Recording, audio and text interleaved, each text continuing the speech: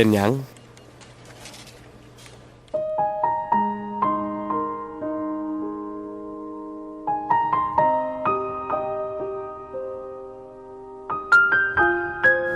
ข้อมูลซื้อตอนนี้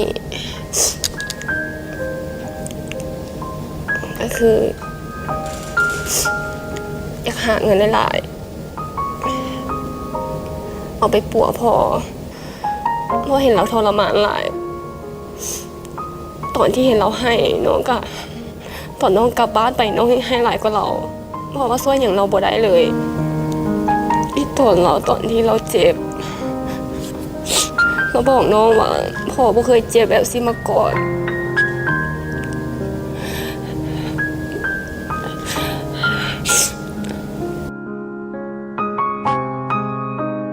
น้อยเป็นเด็กสาวที่กำลังประสบกับปัญหาชีวิตขั้นวิกฤตพ่อป่วยหนักจากอุบัติเหตุต้องได้รับการผ่าตัดปัญหาชีวิตลุมเล่า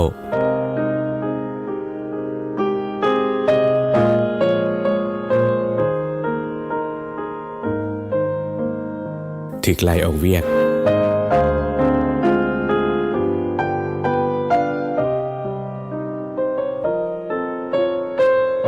น้อยพยายามเฮ็ดทุกอย่างและทุกวิธีทางเพื่อหาเงินมาปัวพอชีวิตคือจะดีแต่โชคชะตากับพลิกผันต้องพบกับปัญหาซ้ำแล้วซ้ำอีก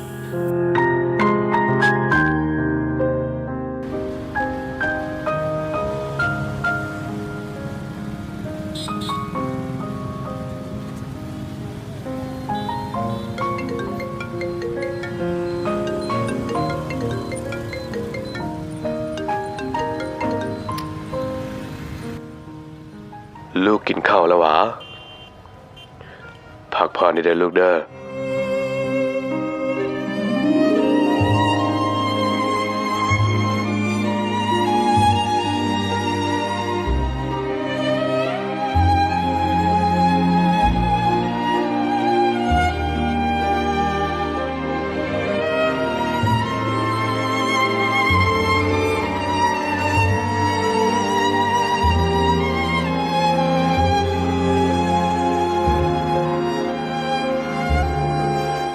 ในความโชคให้อาจจะมาพร้อมกับความโชคดี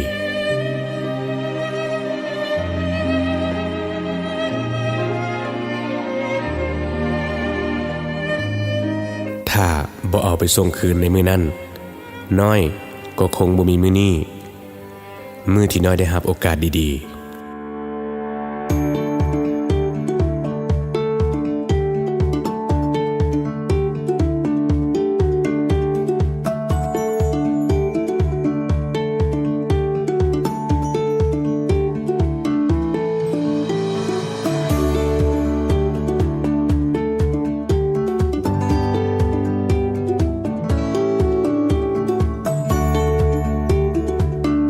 ความดีสามารถเอาชนะทุกอุปสรรคธนาคารร่วมพัฒนาร่วมส่งเสริมการสร้างความดีในสังคม